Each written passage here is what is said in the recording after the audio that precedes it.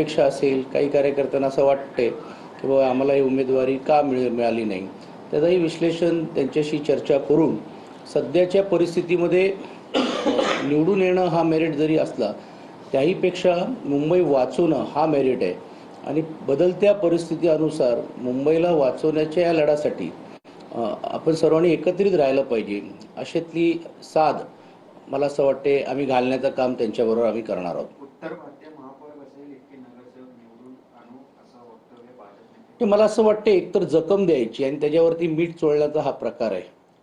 पहिला भारतीय जनता पार्टीच्या लोकांना ज्यावेळी विचारलं की मुंबईचा महापौर कोण होणार, हिंदू होणार, ज्यावेळी ही टीका झाली त्यावेळी मात्र हा मुंबईचा महापौर हा मराठी होईल हे त्यांना सांगावं लागलं. म्हणजे मनात एक आहेत आणि तोंडात एक वेगळं.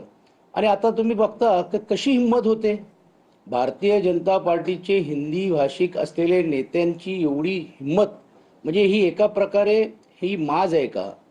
कारण एवढे आम्ही संख्या आणू किंवा मुंबईचा महापौर हा हिंदी भाषिकच व्हायला पाहिजे अशी ज्यावेळी एका प्रकारे चेतावणी म्हणा किंवा एका प्रकारे आव्हानात्मक बोललं जातोय, मला असं वाटते यातूनच कळते की आजही मराठी माणसाची किंवा या शहरातल्या मराठीवरती प्रेम करणाऱ्या अन्य सर्व भाषेची ही एका प्रकारे मोठ्या प्रमाणावरती अपमानित करण्यासारखी गोष्ट आहे आणि ह्यांची ही माज मतदार निश्चितपणे या निवडणुकीमध्ये उतरल्याशिवाय राहणार नाही. पण याच्या अगोदर खान महापौर होईल असं पद्धतीचं वक्तव्य केलं जात होतं, मराठी महापौर होईल असं आशिष शेलारांनी बोलणं टाळलं होतं, त्यानंतर टीका झाल्यानंतर बोलले आणि आता उत्तर भारतीय महापौर करायचे त्याच्यासाठी तेवढे नगरसेवक निवडून द्या अशा प्रकारचं वक्तव्य केलं. कसं झालेलं आहे की एकाने एक बोलायचं, दुसऱ्याने एक बोलायचं. हिंदी भाषिक मतदारांना आकर्षित करण्यासाठी हा केवळवाणी प्रयत्न हा त्यांचा आहे. पण एक दुसऱ्या बाजूला ज्यावेळी ही टीका झाल्यानंतर हे आम्हाला सांगण्याचं काम करतायत. आणि तुम्ही बघितलं असेल की जे स्वतः कुरेशी म्हणून बोलायला मागतात अशीच लोक ज्यावेळी अशा भावना व्यक्त करतात त्यावेळी हे स्पष्ट होतं की ही स्ट्रॅटेजीचा भाग आहे की तुम्ही हे बोला, आम्ही हे बोलू. आता ह्याचं खंडन पण होईल काही वेळासाठी, पण जे बोलायचं होतं ते बोलून झालं ना. जो मेसेज त्यांना त्या समाजामध्ये द्यायचं होतं ते दिलेलं आहे. पण मला असं वाटतं हे तमाम मुंबईकरची जी जनता आहे ही सुज्ञ हे सर्व बघतायत आणि निश्चितपणे ह्यांना हे धडा शिकवल्याशिवाय राहणार नाही. प्रामुख्याने राज्यामध्ये जरी बंडखोरी झाली असली, मुंबईमध्ये बंडखोरी झाली असली, तर विशेष लक्ष हे आदित्य ठाकरेंच्या वरळी मतदारसंघामध्ये होतं.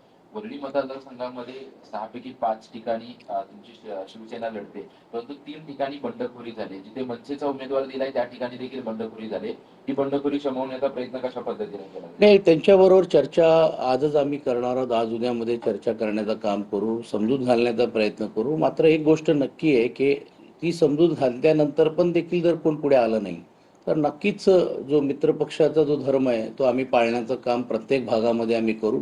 जे कार्यकर्ते त्या मताशी सहमत असतील त्यांना घेऊ. मतदार हा देखील हा आमच्या बरोबर राहिलेला आहे आणि बदलत्या परिस्थिती अनुसार ही युती का महत्वाची होती, ही दोघे कुटुंबातले भाऊ आणि दोन्ही पक्ष एकत्र का आले, हे लोकांमध्ये आम्ही स्पष्ट रीतीने पटवून सांगण्याचं काम केलेलं आहे. मला असं वाटते की बा ते नाही शमले तर मग नाईलाजाने कायद्याने किंबहुना पक्षशिस्तीच्या मान ठेवून ती असेल ती योग्य ती कारवाई आपल्याला करावी लागेल. मराठी माणूस हा